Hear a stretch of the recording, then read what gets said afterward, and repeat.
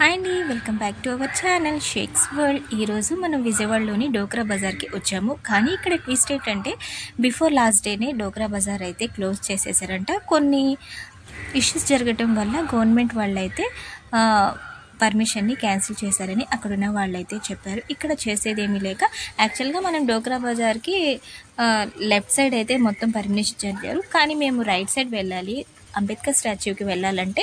కానీ మేము అలా చూసుకుంటూ రైట్ సైడ్ అయితే వెళ్ళాము. అక్కడ క్రోకరీస్ అయితే చాలా బాగా అనిపించాయి. అక్కడక్కడ 1-2 స్టాల్స్ అయితే ఉన్నాయి, కానీ 90% అయితే క్లోజ్ చేసేసారు. ఇక చేసేది ఏమీ లేక అలా బ్యాక్ సైడ్ నుంచే ఫ్రంట్కి వెళ్దామని అయితే ట్రై చేసాము. కానీ ఆ అతి తెలివికి అక్కడ కళ్ళెం పడింది. ఎందుకంటే బ్యాక్ సైడ్ నుంచి అంబేద్కర్ స్టాచ్యూలోకి వెళ్ళడానికి అయితే ఎంట్రన్స్ లేదు. ఇంకా చేసేది ఏమీ లేక మొత్తం తిరుక్కుంటూ మెయిన్ గేట్ దగ్గరికి అయితే వచ్చేసాము.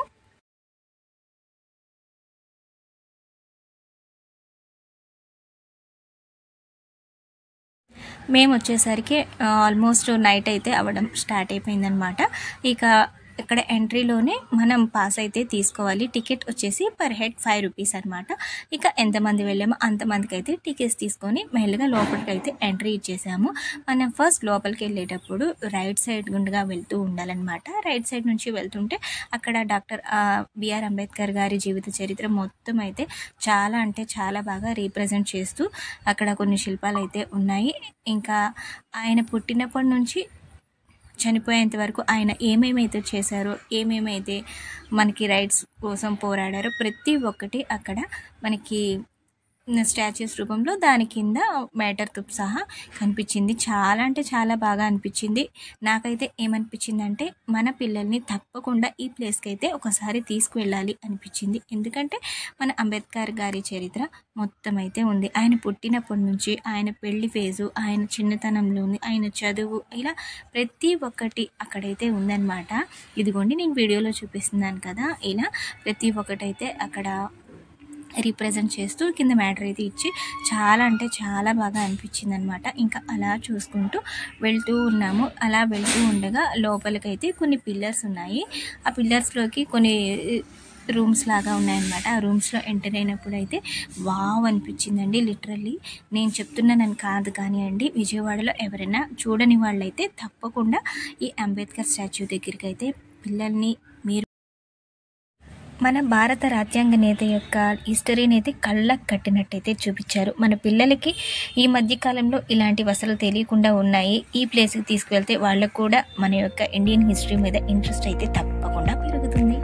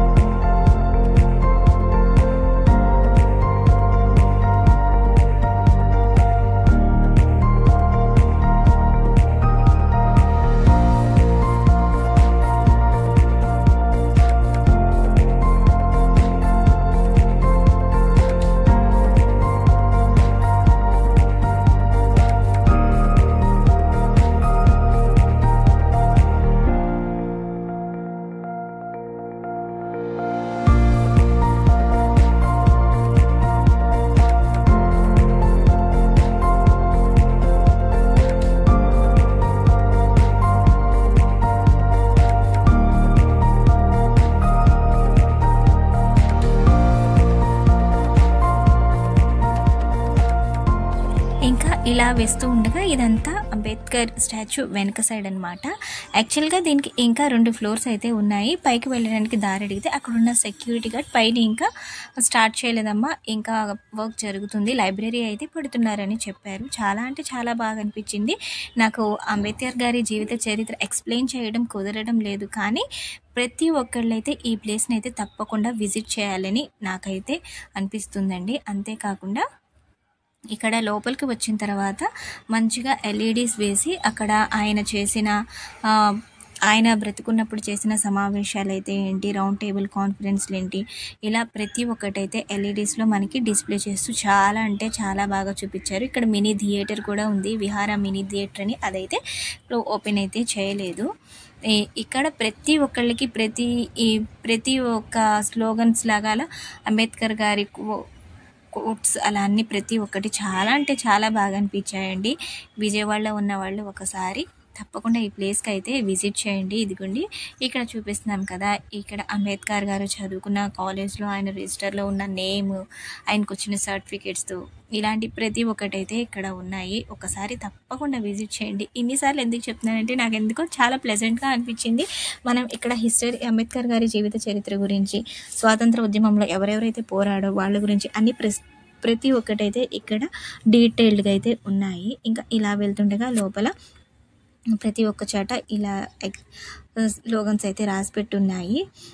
మధ్యలో వెళ్తుండగా సడన్గా మనకి కొన్ని బొమ్మలు అయితే కనిపించాయండి. మనుషుల్లాగే అనిపించారు సేమ్ నాకు, కానీ అవి మనుషులు కాదనమాట. అలా ఆ స్టాచ్యూస్ని అయితే ప్రిపేర్ చేసి పెట్టారు. ఇదిగోండి ఇక్కడ చూడండి, సడన్గా లోపలికి వెళ్ళకండి ఎవరో మనిషి కూర్చున్నారు అనిపించిందండి నాకైతే. షాకింగ్ అనమాట. ఇక్కడ పక్కనే ఒక సెక్యూరిటీ గార్డ్ కూడా నిల్చున్నారు. ఈవిడ చూసి ఈవిడ కూడా స్టాచ్యూ అంటున్నా, కానీ ఆవిడ మనిషినండి. ఇలాంటి కొన్ని లూప్ సీన్స్ని అయితే స్టాచ్యూస్ రూపంలో క్రియేట్ చేసి అక్కడ చాలా అంటే చాలా బాగా రీప్రజెంట్ చేశారు. ప్రతి ఒక్కళ్ళు అయితే ఇలాంటి ప్లేసెస్ దగ్గర ఇక వీడియోస్, ఫొటోస్ అయితే దిగుతున్నారనమాట. చాలా అంటే చాలా బాగుంది. ఇప్పుడు పవర్టీని అయితే చాలా చీప్గా చూసేవాళ్ళు. అలాంటి వాళ్ళ కోసం మన డాక్టర్ బిఆర్ అంబేద్కర్ గారు చాలా అంటే చాలా ఫైట్ చేశారు. ఎడ్యుకేషన్ పరంగా మన ఉమెన్స్ని కూడా చాలా ముందుకు తీసుకొచ్చారు. ఇలాంటివి చాలా ఉన్నాయండి అంబేద్కర్ గారు మనకు చేసినవి. ఇక అలాంటి స్ఫూర్తిదాయక వ్యక్తిని అయితే మనం అస్సలు మర్చిపోకూడదు. ఆయన జీవిత చరిత్ర